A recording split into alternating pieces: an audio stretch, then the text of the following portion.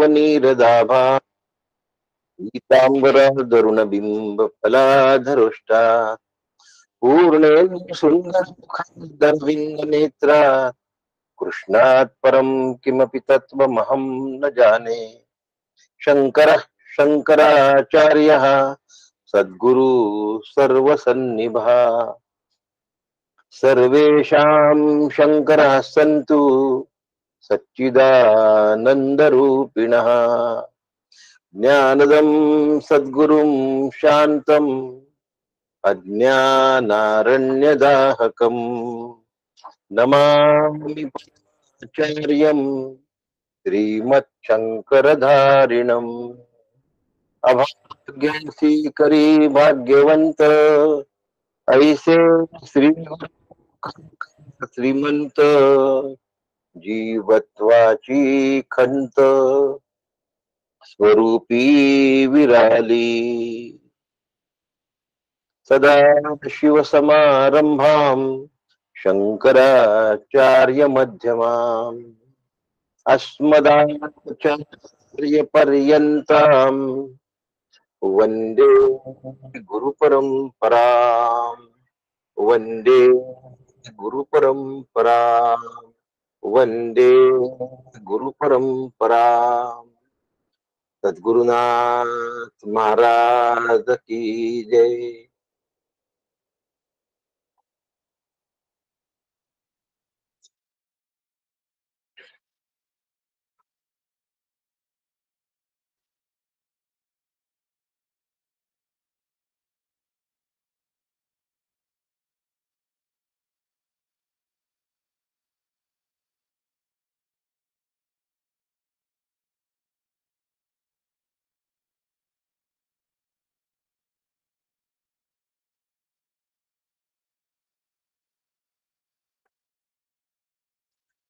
नुकतंच सकाळी 6 वाजताचं 6 ते 7 दासबोधावरचं चिंतन पूर्ण केलं आणि या लिंकला जॉईन झालो.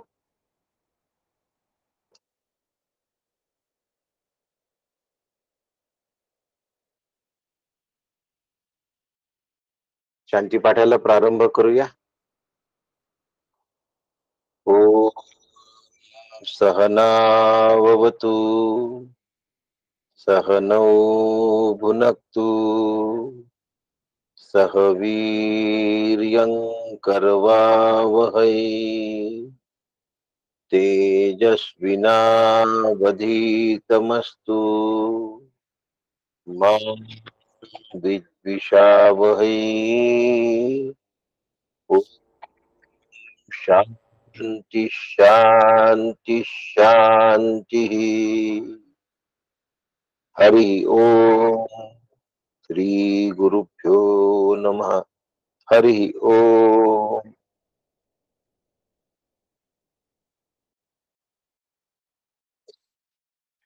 परमपूज्य सद्गुरु डॉक्टर काका यांच्या चरणी शिरसाष्टांग वंदन करतो.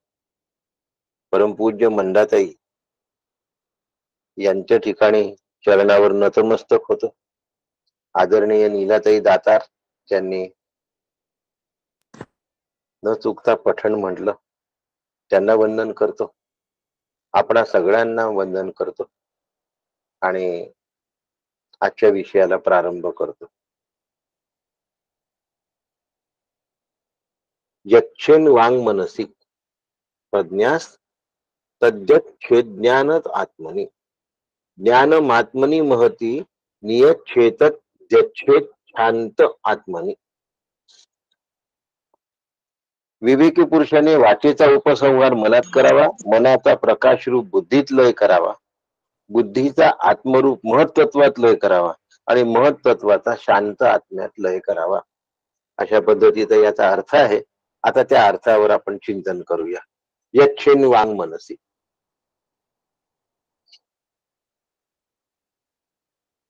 यच्छेन वांग मनसी प्राज्ञा.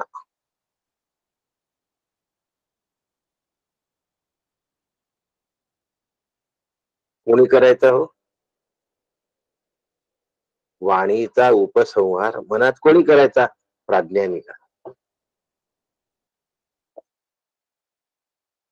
कसं करायचा? का करायचा? त्यांनी काय होणार आहे? लयचिंतन विषय सुरू आहे बरं का. आणि हा साधनेचा विषय आहे, साधनेचा प्राण आहे.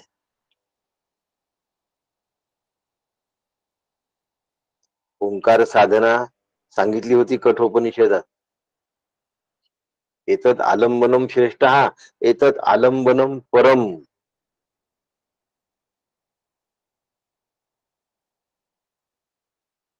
आलंबनाची मदत घेऊन वाणीचा उपसंहार मनामध्ये केला पाहिजे. माणूस का बरं बोलतो? थोडस विश्लेषण केल्याशिवाय कळणार नाही. त्याचं मन खूप उड्या मारतं आणि मनाने खूप उड्या मारल्या की वाणी उड्या मारते. कारण मन कोणाला नाचायला लावतो? मन वाणीला नाचायला लावतो. आणि वाणी जर शांत करायची असेल तर मन शांत केलं पाहिजे. लहान मुलं असतात शाळेमध्ये, थोडेसे जुने दिवस आठवा स्वतःचे. सर म्हणतात, हाताची घडी करा आणि तोंडावर बोट ठेवा. मग अशी हाताची घडी करतात आणि एक बोट तोंडावर ठेवतात. आपण असं केलेलं आहे आधी. आणि मग तोंडावर बोट ठेवल्यानंतर मग हसायला लागतात सगळेजण. आता सरांनी आवाज होऊ नये म्हणून तोंडावर बोट ठेवायला सांगितलंय, वाणीचा लय करायला सांगितलाय, पण फिदी फिदी हसतात. हे वर्गातल्या गोष्टी आहेत, शाळेतल्या. असं काय होतं? याचं कारण असं की तोंड बंद केलाय पण मनाचे दार सतार उघडे आहेत. तोंड बंद केलं पण मनाचे दार सताड उघडे आहेत. आणि मनाचे दार जिथे सताड उघडे असतात त्या ठिकाणी वाणी बंद होऊ शकत नाही. काही लोकांना खूप सवय असते बडबड बडबड बडबड करण्याची. पटर पटर पटर पटर पटर पटर करतात.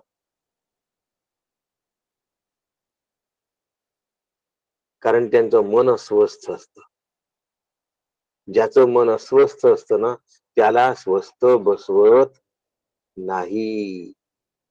त्याला स्वस्थ बसवत नाही, म्हणून तो पटर पटर करतो. स्वस्थ नाही बसवत त्याला. काय स्वस्थ बसत नाही? अस्वस्थ मनाशी जुळलाय म्हणून स्वस्थ बसवत नाही.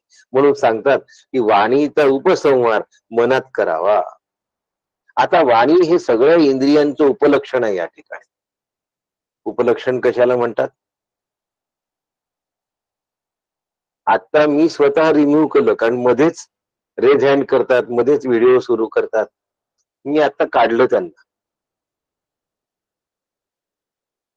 आता एकदा मोबाईल सुरू झाल्यानंतर पुन्हा त्याला टच करायची गरज आहे का रेज हँड करण्यासाठी? मन स्वस्थ नाही बसत. आणि मन स्वस्थ बसलं नाही की मग काहीतरी तू करत राहतो. म्हणजे साधं लॉनवर बसवलं असलं तर गवताचे पातेच उपटतो. मन स्वस्थ नसतं. शाळेमधले अनुभव आहेत हे सगळे बरं का. आणि यच्छिंग वांग मनसी, वाणीचा उपसंहार मनात करावा. वाणी 2 इंद्रिय आहेत. ज्या वेळेला ती टेस्ट घेते, चव घेते, त्यावेळेला ती ज्ञानेंद्रिय आहे. आणि ज्या वेळेला ती बोलते त्यावेळेला ती कर्मेंद्रिय आहे. म्हणजे जीभ चव चाकते तेव्हा ज्ञानेंद्रिय आहे जीभ. आणि जीभ जेव्हा बोलते वैखरी त्यावेळेला ती कर्मेंद्रिय आहे. आणि ज्ञानेंद्रिय आणि कर्मेंद्रिय दोन्हीला अनुलक्षून इंद्रिय घ्यायचं आहे, म्हणून वाणी घेतलं. म्हणून वाणी हे ज्ञानेंद्रिय आणि कर्मेंद्रियांचं उपलक्षण आहे. विवेकी पुरुषाने इंद्रियांचा मनामध्ये उपसंहार करावा. उपसंहार समजतं? उपक्रम आणि उपसंहार यांची एकवाक्यता असावी असं वेदांत शास्त्र सांगतं. उपसंहार म्हणजे समारोप. सांगितलेल्या विषयाचं जे जिष्ट आहे, सार आहे, ते सार सांगून झालं की झालं. इति ते ज्ञानमाख्यातम गुह्यात गुह्यतरम परम.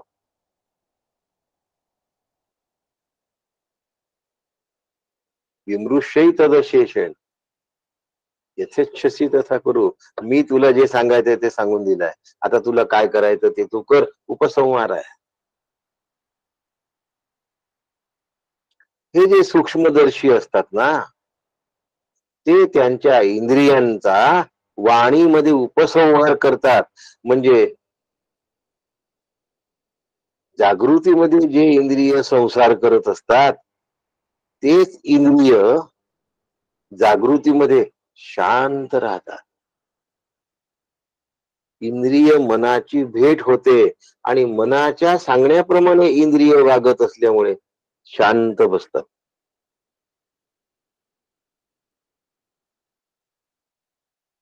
पूर्वीचे मुलं वर्गामध्ये किंवा मैदानात बसल्यानंतर गवताच्या काड्या तोडत असत. आता व्हॉट्सअप करतात. फरक काहीच पडला नाही. मनाची चलबिचल तशीच आहे, तितकीच आहे आणि तेवढीच आहे. परंतु मनाला ज्याने शांत केलं त्याचे इंद्रिय पूर्णपणे शांत राहतात. आता मनाला शांत ज्याला करता आलं त्यालाच इंद्रियांना शांत करतायत. गंमत कशी होते, पुढे पुढे पुढे पुढे शरीराची क्षमता कमी कमी होत जाते आणि मनाची गती वाढत जाते. बघा, नाव सुद्धा मनीषा आलाय. जॉईन होणार आहे. ईश्वराला ज्याने आपलं मन वाहून दिलं त्यांना मनीषा म्हणायचं. माझं अंतःकरण ब्रह्मस्वरूपाला मला वाहून दिलं तर इंद्रिय आणि मन यांची भेट झाली, यांचं ऐक्य झालं. मनबुद्धीचे ऐक्य आती हा विषय आहेच, येतोच आहे पुढे. बुद्धीकडे ते मन जाणारच आहे. परंतु सूक्ष्मदर्शी पुरुष जागृतीमुळे संसाराचं भान होतील असे इंद्रिय मनाशी जोडून नेऊन ठेवून देतात. म्हणजे इंद्रियांचं अस्तित्वच असून नसल्यासारखं होत, हो की नाही? स्वस्थ होतात इंद्रिय, आणि इंद्रिय स्वस्थ होणं ही फार मोठी गोष्ट आहे. पुढे पुढे इंद्रिय थकतात, शरीर थकतं आणि मन अजून जास्त गतीने जातं. म्हणून म्हाताऱ्या माणसांची नेहमी चिडचिड होते. म्हाताऱ्या माणसांची चिडचिड होण्याचं मुख्य काय कारण असेल तर गाडी समोर निघून जाते, मनाची गाडी समोर निघून जाते आणि शरीर त्या गाडीत बसायचं शिल्लकच राहतं. शरीराने एंट्री केलेलीच नसते, पण गाडी समोर सरकून गेलेली असते. म्हणून गावाला जायचं असलं तर 2-4 दिवस आधीपासून गावाला जायचंय त्यांचं मन तेच सुरू करून देतं. अस्वस्थ असतं मन आणि शरीर तेवढं काम करू शकत नाही. म्हणून म्हातारपणी चिडचिड जास्त होते. असं आपलं होऊ नये याची काळजी घ्या. तुम्ही म्हणाल आमचं होईल, असं कशावरून होईल? ऐसी दशा होईल पुढे, माऊली सांगते म्हणून होईल. की मन होईल वेळ तर चिंतून ठेवून रोखत आत्मज्ञान. आत्ता पेन्शन मिळवून ठेवली तर तुम्हाला चिंता राहत नाही. तसं आत्मज्ञानाचा रोकडा साक्षात्कार जर आत्ता करवून घेतला, काम झालं म्हणून समजा. इंद्रियांचं अस्तित्व मनामध्ये नेऊन विसरून जायचं. सूर्याचं प्रतिबिंब असतं. सूर्य उगवला की त्याचे सगळे किरण फाकतात आणि सूर्य अस्थाला गेला की सगळे किरण एकत्रित येऊन त्या सूर्याशी एकरूप होऊन जातात.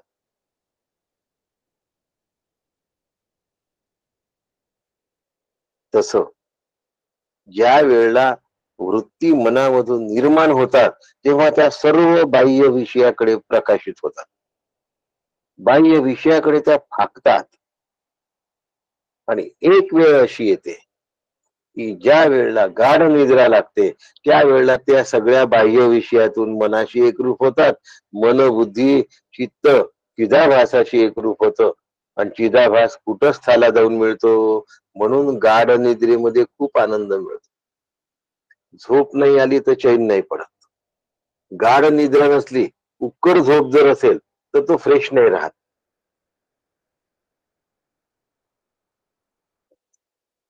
मना इंद्रिया सहिता मनेची बुद्धीची या प्रांता. आता हे मन चाललं बुद्धीकडे. चिणावे अति विवेकता धैर्य करून. यासाठी खूप हिंमत करावी लागते आणि हेच तर साधनेचा परिपाक आहे.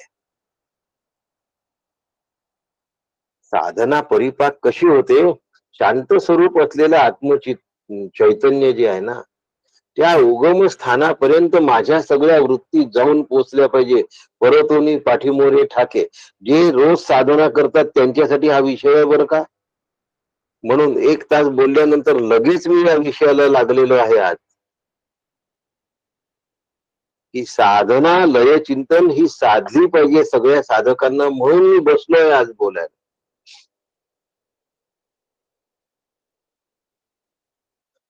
माझं चित्त विक्षेपरहित झालं पाहिजे. कारण आता इंद्रिय मनाला येऊन मिळाले आणि मन बुद्धीला येऊन मिळत आहे. म्हणजे बुद्धी निर्णायक असते. म्हणजे मनाचा द्वंद्व थांबवलं. मनाला सवय काय असते? संकल्प आणि विकल्प, म्हणजे द्वंद्वाची सवय. अशी द्वंद्वाची सवय असलेलं मन बुद्धीशी एकरूप होतं आणि म्हणून ते मन शांत होतं. लक्षात. आता जे मनात येईल तेच इंद्रिय वागतात आणि जे बुद्धी सांगेल ते मन करतं. पहा आता कुठे आलो आपण. बुद्धी सांगेल ते मन करतं. मन सांगेल तसं इंद्रिय, आणि इंद्रिय सांगतील तशी वाणी बोलायला लागते. आता मनाशिवाय वाणी काम करू शकत नाही. मनाशिवाय कुठलंही इंद्रिय काम करू शकत नाही. मन जर जिव्हेच्या प्रामुख्याने अस्तित्वात आलं तर त्या बोलणाऱ्याला वक्ता म्हणतात. मन जर कामाच्या प्रामुख्याने कानाच्या जवळ जाऊन बसलं तर त्याला श्रोता म्हणतात. मन जर पायाच्या प्रामुख्याने पायात जाऊन बसलं तर त्याला गंता म्हणतात, चालणारा. मन जर ऑफिस मध्ये काम करण्याच्या दृष्टीने जाऊन बसलं तर त्याला साहेब म्हणतात. मुलांच्या मुलींच्या अनुषंगाने घरामध्ये मन वावरत असेल तर त्याला आई किंवा बाप असं म्हणतात. आणि जे मन हात पाय नाक कान तोंड सर्वेंद्रियाच्या अनुषंगिक वागतं त्याला जीव असं म्हणतात. आता जीवाचा ब्रह्मस्वरूपाशी ऐक्य साधायचा आहे, हे लय चिंतनाचा मुख्य उद्देश आहे. सगळ्या उपाध्यापासून स्वतःला वेगळं केल्याशिवाय, अलग केल्याशिवाय मी आत्मा आहे असा अनुभव येत नाही. म्हणून श्री गुरु तत्वमसी शिकवतात. वाणीनी बोलणं, पायानी चालणं, डोळ्यांनी पाहणं, कानानी ऐकणं, या सर्वांना आपल्या मनामध्ये शांत करता आलं पाहिजे. आचार्य म्हणतात सर्वेशाम इंद्रियाणाम मनसा यच्छेत. हे काम प्राज्ञाचं आहे. सुषुप्ती अभिमानी प्राज्ञेबद्दल बोलत नाहीये बरं का या ठिकाणी. याला प्रकर्षाने ज्याला काय अज्ञ आहे अशा अर्थाने हा प्राज्ञ शब्द नाही आहे. आणि म्हणून हे मूर्खाचं काम नव्हे. प्रकृष्टम ज्ञानम प्रज्ञा. प्रज्ञावान अंधारात भटकत नाही, त्याला प्राज्ञ म्हटलं या ठिकाणी. प्रकृष्टम ज्ञानम इति प्राज्ञ. अल्प कमी शब्द वापरायचे आहेत. जो माणूस कमी बोलतो ना त्याच्या शब्दाचं वजन जास्त असतं, त्याच्या शब्दाची किंमत खूप असते. जो सारखा पटर पटर करतो ना त्याचं बोलणं कोणी ऐकत नाही. हा बरं झालं का, आता ठेवू का फोन म्हणतात. मितभाषित्व खूप मोलाचं असतं. वाणीचा मनामध्ये लय केला तर माणूस मितभाषी होतो. डॉक्टर काका अत्यंत मितभाषी आहेत. इंद्रियांमध्ये वाणी मुख्य आहे, कारण शब्दांशिवाय व्यवहार होत नाही. होतो का हो? शब्दांशिवाय व्यवहार होत नाही. मनाशिवाय शब्द नाही. डावीकडून चौथ्या रांगेत कोण आहे? आणि म्हणून शब्द याला अंतिम प्रमाण असं म्हणतात. शब्दाला सर्वश्रेष्ठ प्रमाण असं म्हणतात. अंतिम प्रमाण यासाठी म्हणतात की त्यानंतर बोलण्याचं काही उरतच नाही, म्हणून शब्दाला अंतिम प्रमाण असं म्हणतात. म्हणून शब्द प्रमाण हे सर्वश्रेष्ठ प्रमाण आहे. शब्दाशिवाय जगामध्ये व्यवहार होऊ शकत नाही, म्हणून शब्द अंतिम प्रमाण आहे. ब्रह्म सर्व नामरूपांचं अधिष्ठान आहे, सर्व कल्पनांचा प्रकाशक आहे, हे सांगण्यासाठी सुद्धा शब्द लागतात. आपलं नाव ही कल्पनाच आहे, आपली तारीफ ही सुद्धा कल्पनाच आहे, आपली टीका ही सुद्धा कल्पनाच आहे. शब्दाशिवाय वर्णन होत नाही आणि शब्दानीच वर्णन करता येतं, म्हणून शब्द हे सर्व श्रेष्ठ प्रमाण आहे.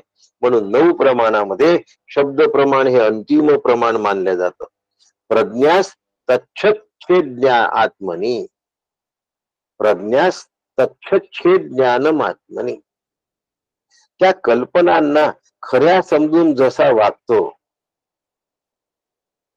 आणि कल्पनांना खोट्या समजून जो वागतो, तो मनाचं बुद्धीमध्ये समर्पण करतो आणि मग त्याचं मन शांत होतं. कल्पना खऱ्या असतात की खोट्या असतात हो?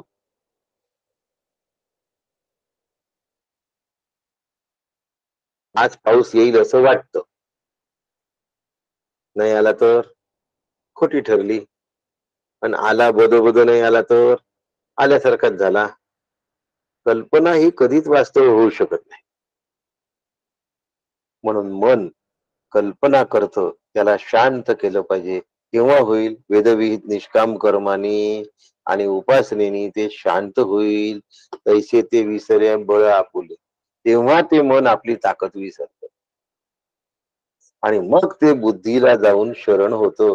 काही काही लोक फार शांत असतात, काही काही लोक अत्यंत शांत असतात आणि त्यांची जी शांती आहे ती वाखाडण्यासारखी असते. काही काही लोक फार अशांत असतात. घरात कोणीतरी चिडून बोलतो आणि समोरचा माणूस तो शांतपणे ऐकून घेतो आणि हसतो. तो चिडलाय, काय बोलायचं?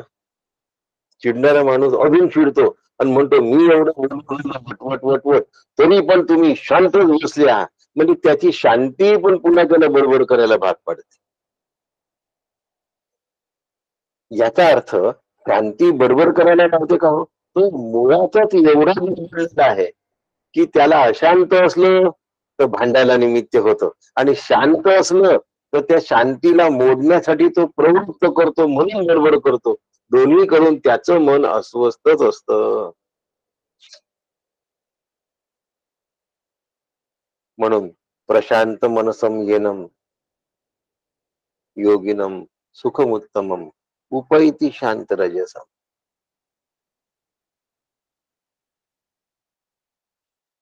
म्हणून मनाचा बुद्धीमध्ये लय करायचा. बुद्धी निश्चय घेते, बोलू नको.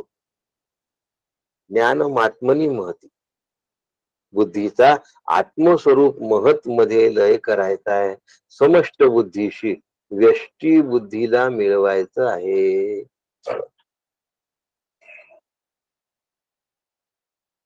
खरं काय असतं?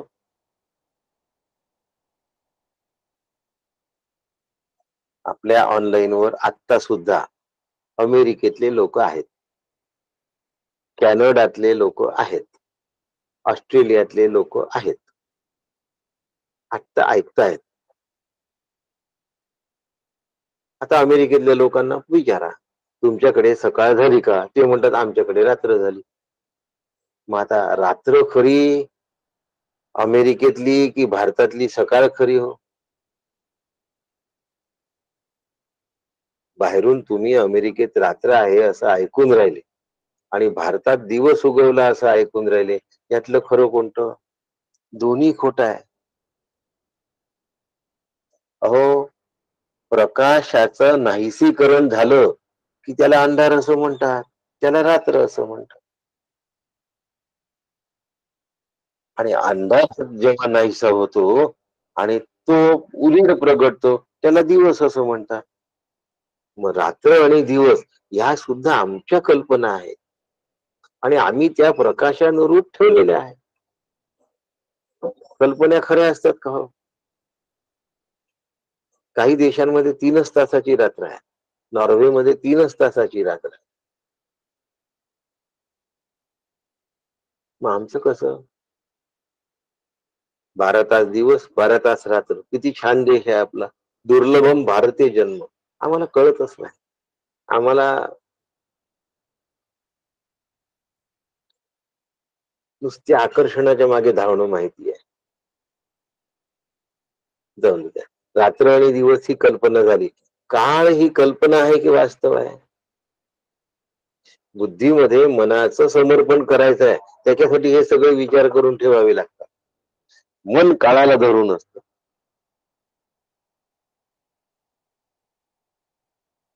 आता आज आपण इथे बसलो आहे सकाळी 7 वाजता, 7:30 झाले. म्हणजे कालचा दिवस भूतकाळ झाला की नाही? आणि उद्याचा दिवस भविष्यकाळ झाला की नाही? आता ज्या उद्याला मी भविष्यकाळ म्हणतो आहे, तो उद्या उगवला मी त्याला वर्तमान म्हणतो ना. माझं म्हणणं कळत आहे ना? काही गडबड होते आहे. काय तारीख आहे आजची?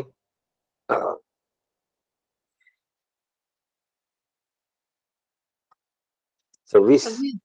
26 ना.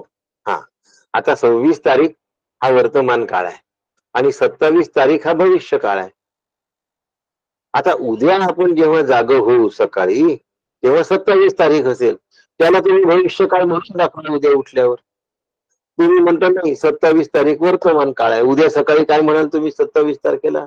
वर्तमान काळ म्हणाल. आज 27 तारखेला तुम्ही भविष्य काळ म्हणून राहिले.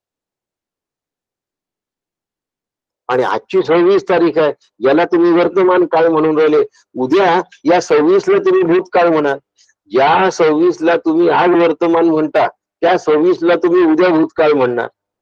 आणि ज्या 27ला तुम्ही आज भविष्य काळ म्हणताय, ती 27 उद्या तुम्ही वर्तमान म्हणणार. म्हणजे वर्तमान भूत भविष्य तुमचं सतत बदलूनच राहिलं की नाही हो? मग ते खरं आहे की कल्पित आहे?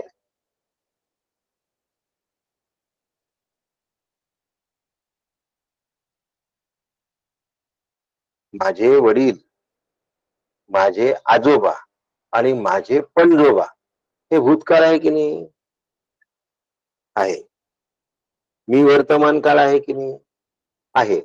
मग माझे मुलं, नातू आणि पणतू हे भविष्य काळ आहे की नाही? आहे. पटलं का सगळ्यांना? मग आता मुलं, नातू, पणतू भविष्य काळ, वडील, आजोबा, पणजोबा भूतकाळ आणि मी स्वतः वर्तमान काळ. बरोबर आहे की नाही? पटलं. आता मुलं वर्तमान काळ आहे का म्हणून? मी म्हणजे सुनील वर्तमान काळ समजतोय स्वतःला. मुलांना विचारा, मुलं म्हणतात आता मी स्वतःला वर्तमान समजतोय आणि मुलं भूतकाळ समजतोय. आमचा भूतकाळ आहे बाबा तुम्ही. अरे हो, पण मी तर स्वतःला अजून वर्तमान काळ समजून राहिलो ना. आत्मा कालातीत आहे आणि हे जेव्हा बुद्धी ग्रहण करेल, ज्ञानम आत्मनी महती, त्यावेळेला ती बुद्धी महत्त्वामध्ये विलीन होते. म्हणून मनाला बुद्धीशी ऐक्य करून घ्यायचं आहे आणि मग बुद्धीला महत्त्वाशी ऐक्य करून घ्यायचं आहे. खरं काय आहे? कल्पना सगळं खोटं आहे. गंमत असते हो सगळी. अध्यात्माचा नीट अभ्यास बारकावेने केला ना, फार मजा आहे. असं गृहीत धरा की माझं वजन 75 किलो आहे. आता माझं वजन 75 किलो आहे, खरं आहे का हो? तुम्ही म्हणाल खरं नाही तर काय, वेइंग मशीन वर पाहिलाय. ठीक आहे, पाण्यात उडी मारतो मी आणि त्याच्यानंतर माझं वजन करा. 75 किलो भरतच नाही. पाण्यामध्ये उडी मारल्यानंतर पाण्यात माझं जे वजन आहे ते 10-15 किलो कमी वाटतं. तेवढं वजन मला वाटतच नाही पाण्यामध्ये. आकाशात त्याच्यावरून कमी असतं. आकाशात त्याच्यावरून कमी असतं. म्हणजे पृथ्वीवरचं माझं वजन, पाण्यातलं माझं वजन आणि आकाशातलं माझं वजन हे जर भिन्न भिन्न असेल तर वजन हे काल्पनिक आहे लक्षात ठेवायला काय हरकत आहे? आणि वजन जर काल्पनिक आहे तर म्हातारपणी कोणी म्हटलं की तुम्ही आता फार रोड वाटता हो, फार तुमचं वजन घटलाय हो, तर मला वाईट वाटून घ्यायचं काही कारण आहे का? आयुष्य आयुष्य नावाची संकल्पना कितपत खरी आहे? सूर्याचं आयुष्य बघा, पृथ्वीचं आयुष्य बघा, माझं आयुष्य बघा, प्राण्यांचं आयुष्य बघा, सगळं वेगळ्या गोष्टी आहेत. ज्या विहिरी होणाऱ्या गोष्टी आहेत त्या सगळ्या कल्पित आहेत हो. जे कल्पित असतं ते मिथ्या असतं. दिशा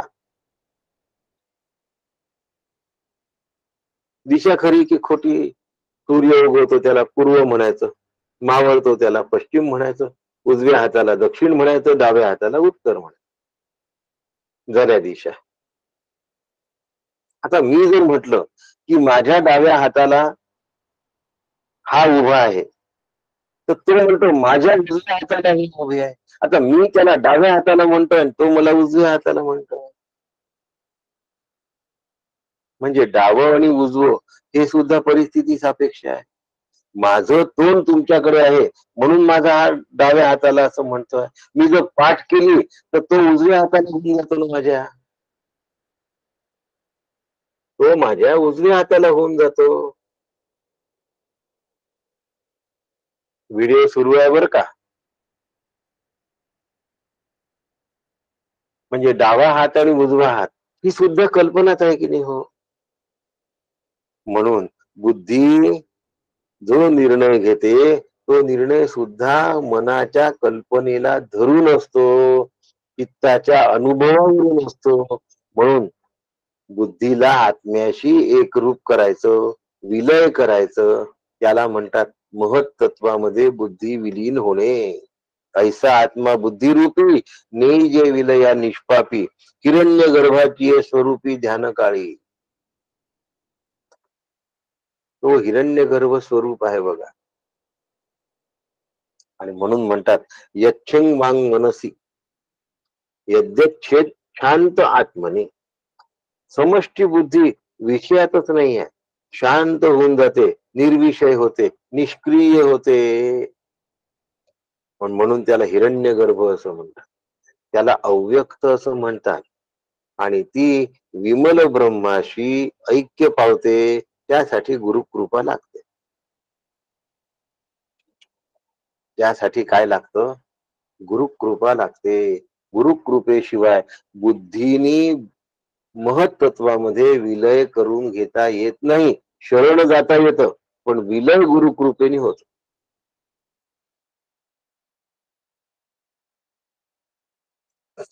एवढा अभ्यास करायची इच्छा असते का हो?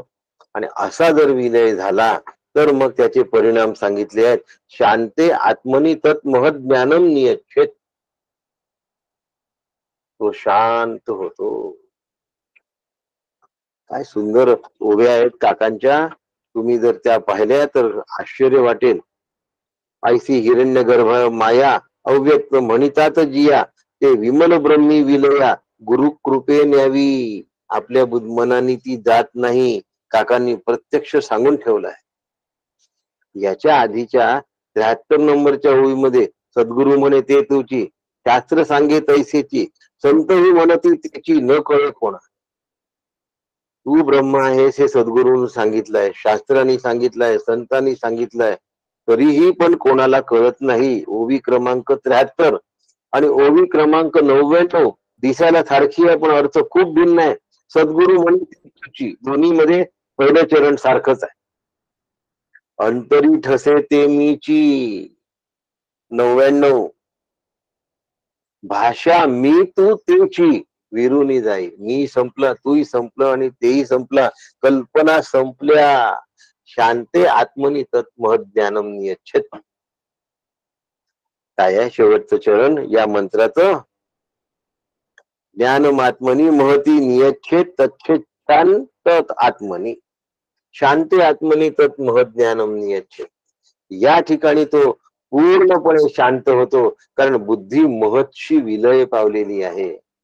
आणि म्हणून भगवद्गीतेचा श्लोक आपल्याला अनुभवायला येऊ शकतो. प्रशांत मनसम येनम योगिनम सुखमुत्तमम. उपैती शांत रजसम. कशाचा उपज आहे आता? शांत रजस. ब्रह्मभूत कल्मश. कल्मश शब्दाचा अर्थ पाप असा होता. अकल्मश शब्दाचा अर्थ निष्पाप असा होता. फार सुंदर आहे हो.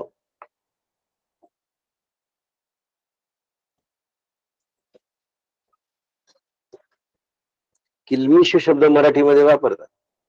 आतमध्ये किलमिश, जरा किलमिश सुद्धा राहता कामा नये. म्हणजे थोडीशी जरी रेंग रेंग राहिली ना तर यशस्वी नाही होत. तसं अकल्मषम. तसं अनघ शब्दाचा अर्थ निष्पाप असा होता.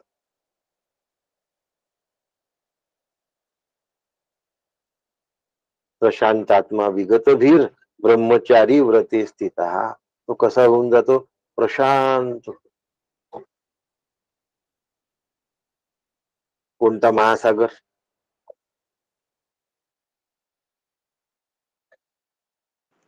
प्रशांत महासागर. म्हणूनच म्हणतोय कोणता महासागर? प्रशांत महासागर. त्यावर त्याचं नाव ठेवलं माहितीये का? प्रशांत महासागर. त्या ठिकाणी इतर देशांचे जहाज येऊ नये अशा पद्धतीने फक्त भारताचीच प्रभुसत्ता असावी आणि आम्ही कोणाशी युद्ध करणार नाही, फक्त निगराणी ठेवू, अशी अट घातली होती. अर्थात चीननी ती पाळली नाही. आपल्याला तो विषय नाही आहे. पण माझ्या अंतःकरणाच्या सत्तेवर विषयारूपी जहाज फिरता कामा नये. तेव्हा मी प्रशांत होईल. त्याच्यासाठी व्रत पाळावं लागतं. ब्रह्मचारी व्रते स्थित मन संयम्य मच्चित्तो युक्त आसीत मत्पर. तो युक्त आहे माझ्याशी जुळला आहे आणि मत्पर आहे तो माझ्याशीच एकरूप झाला आहे. इकडे युक्त झालाय. युक्त इत्युच्यते योगी. खूप सुंदर आहे भगवद्गीता. काय काय काय काय आठवत राहिली ना की झाला. आनंदाला पारावर नाही राहत. फक्त गीता अशी आठवावी थोडी थोडी. थोडे थोडे शब्द आठवत जावे. आपल्या जीवनाचं कल्याण होऊन जात.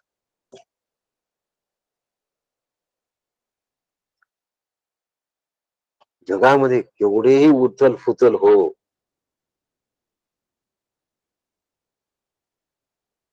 विशिष्ट पक्षाला मेजॉरिटी मिळो की न मिळो, उथल पुथल म्हणजे आपूर्यमान मचल प्रतिष्ठम समुद्र मापहा प्रविशंती यद्वत तद्वत कामाय प्रविशंती सर्वे स शांती मापनोती. माझं चित्त शांतच राहिलं. माझं कर्तव्य मी नीट बजावलं पाहिजे, लक्षात ठेवा. त्यानंतर चित्त शांत राहिलं पाहिजे. कर्तव्यात तुकारपणा करून चित्त शांत राहू शकत नाही कधीच. म्हणून घरदार बायका मुलं संसाराची जबाबदारी जर घेतली असेल तर ती अर्धवट सोडून पळून जाता येणार नाही. त्याला परमार्थ म्हणत नाही. ती निभवावी लागेल. आणि निभवल्यानंतर आता माझी गरज आहे अशा आसक्तीत राहू नकोस. आता काढ पाय. पण पूर्ण केल्यानंतर निर्ममो निरहंकार सशांतीमध्ये गच्छती. तसा मी असलं पाहिजे हो. तो जो स शब्द आहे ना तो माझ्यासाठी आहे भगवंतानी वापरले. सशांतीमध्ये गच्छती. आपलं नाव टाका तिथे. आणि मी अशा शांतीला प्राप्त झालो पाहिजे. मग काय होईल? आपूर्यमान मचल प्रति. अहो महापूर असलेल्या महानद्या, काय पाण्याचा ओघ असतो एका महानदीचा.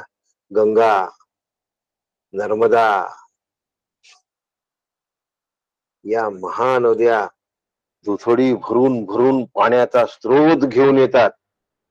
पण जर समुद्राला भरती असेल तर त्या महानद्यांनी एवढ्या ताकदीने आणलेल्या पाण्याचा थेंब सुद्धा समुद्र आतमध्ये प्रवेश करू देत नाही. शांतीमध्ये गच्छती. नाही पाहिजे मला तुमचं पाणी, नाही घेणार तो थेंबर सुद्धा पाणी. आणि जर त्याला ओहोटी असेल तर एवढ्या महानद्यांचं पाणी जरी समुद्रात मिळालं तरीही समुद्र फुगत नाही, मोठा होत नाही. त्याला जसं चालायचं तो तसाच चालतो. शांतीमध्ये गच्छ.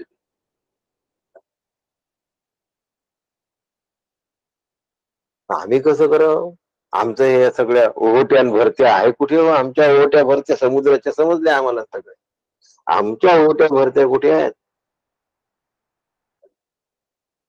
ध्यानात कर्म फल त्यागम, त्यागात शांतीरनंतरम.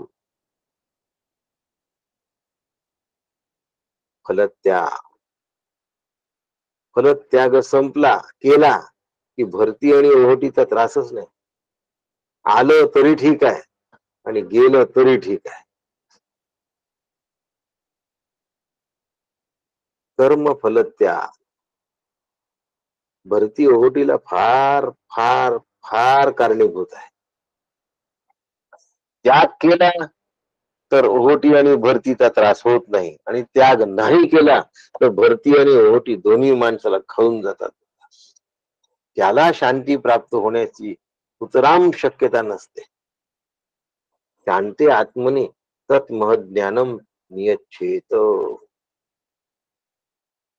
अशा पद्धतीने इंद्रियांचा मनामध्ये लय करावा, मनाचा बुद्धीमध्ये लय करावा, इंद्रियांचा वाणीमध्ये लय करावा. एक स्टेप माझी राहून गेली. इंद्रियांचा वाणीमध्ये लय करावा, वाणीचा मनामध्ये लय करावा, मनाचा बुद्धीमध्ये लय करावा, बुद्धीचा महत् मध्ये लय करावा, आणि महत् आत्मस्वरूपाशी विलीन होतो. साधना आहे, याला लयचिंतन असं म्हणतात. नामाची करा, ध्यानाची करा की ज्ञानाची करा, या स्टेप्स आल्याच पाहिजेत. पण आम्हाला आवडेल का हो? इतकं कोण पाहत बसते? पटपट पटपट माळ फिरवली, मोकळे झाले. जडजड जडजड 10 मिनिटं बसले, मोकळे झाले. एक ग्रंथ वाचून टाकला, वाचता आलं आणि त्याच्यावर प्रवचन करता आलं तर मग तो विचारूच नका, आम्हाला सगळं समजलं. प्रवचन करणं म्हणजे समजणं नाही, समजण्याचा तो एक भास आहे. मग क्रोध हीन झाले तर समजलं तुम्हाला, नाही तर नाही समजलं. लाखो लोक जरी प्रवचनाला जमले असतील आणि तुमचा संताप गेलेला नसेल तर तुम्हाला नाही समजलं. प्रवचनाला संख्या किती येते ती तुमच्या वक्तृत्व शैलीसाठी आली आहे, तुमच्या असलेल्या आत्मानंदासाठी नाही आलं हो कोणी. शांती आत्मनी तत् महज्ञानम नियच्छेत. आवडेल का हो मग मला असं? प्रशांत मनसम येनम योगिनम सुखम उत्तम. अहो योग्याचं सुख आहे, डिस्टर्ब नाही होत. 100 शिव्या दिल्या पण भगवंताच्या चेहऱ्यावरचं हास्य नाही थोडंसं गडबडलं. भगवंताच्या शेकडो मुलांची कत्तल झाली, यादवी सैन्य नामशेष व्हायची वेळ आली, भगवंताला फरक पडलेला नाही. याला म्हणतात की महत्चा कुटस्थाशी ऐक्य होणं, याला म्हणून याची सुरुवात कुठे आहे? इंद्रियांना वाणीमध्ये ठेवणे, वाणीला मनामध्ये ठेवणे, मनाला बुद्धीमध्ये आणि बुद्धीला महत्मध्ये आणि महत् स्वरूपाकार होणे. या टप्प्याने जावं लागतं ना हो तुम्हाला. टप्पा चुकून नाही चालत. मग आता नाही बडबड कमी करता येत तर तात्पुरतं आध्यात्मिक बडबड करा, अभ्यास केला त्याच्यावरच बोला, दुसरं नका बोलू. असं करायला लागलं की मग अभ्यासाशिवाय दुसरं बोलायचं नाही अशी सवय, म्हणजे बोलणं आपापच कमी होत. एकदा वर्गामध्ये गेली आणि मुलं खूप गडबड करत होते, लहान लहान मुलं होते कॉन्व्हेंटचे. ती त्यांना म्हणे तुम्ही बोला पण इंग्रजीत बोला, मराठी हिंदीत नाही बोलायचं. आता ते छोटे छोटे मुलं ज्यांना एकदम इंग्रजी बोलता येईना, वर्ग शांत होऊन गेला. तुम्ही इंग्रजी बोलली काहीच म्हणणार नाही. वर्ग शांत होऊन गेला. तसं परमार्थ बोलायला लागलो तर गाव गप्पा कमी होऊन जातात, बरोबर आपोआपच कमी. आणि मग हे बोलणं सुद्धा मनामध्ये विलीन करायचं. मन बुद्धीमध्ये, बुद्धी महत मध्ये आणि महत कुटस्थामध्ये, आत्म्यामध्ये विलीन करायचा. याला लय चिंतन योग असो. आणि यासाठी डॉक्टर काकांनी ज्या 2 ओव्या दिल्या, ज्या मी तुम्हाला सांगितल्या होत्या, त्या गुरुकृपेने साध्य होतात. गुरुकृपेची ओवी 92 नंबरची आहे, ही ओवी 73 नंबरची आहे. सद्गुरु म्हणे ते तुची, शास्त्र सांगे तैसेची, संत ही म्हणती तेची, न कळे कोणा. आणि दुसरी आहे, सद्गुरु म्हणे ते तुची, एकच चरण, अंतरी ठसे ते मीची, बदललं इथे, भाषा मी तू तेची, विरुनी जाई. ऐशा व्यक्ता ते आधारू, आत्मा तो निराकारू, तो सूक्ष्मतमाचा प्राकारू, गुरुकृपे मिळे. अशी सद्गुरूंची कृपा आपल्या सगळ्यांवर विलसत राहो, बरसत राहो. आणि आपण त्या परमानंदामध्ये ऐक्य पावावं, एवढी प्रार्थना डॉक्टर काकांच्या चरणी करतो आणि आपल्या सगळ्यांना नमस्कार करतो. राम कृष्ण हरी. रामकृष्ण हरी काका. रामकृष्ण हरी काका. राम कृष्ण हरी. रामकृष्ण हरी गुरुदेव.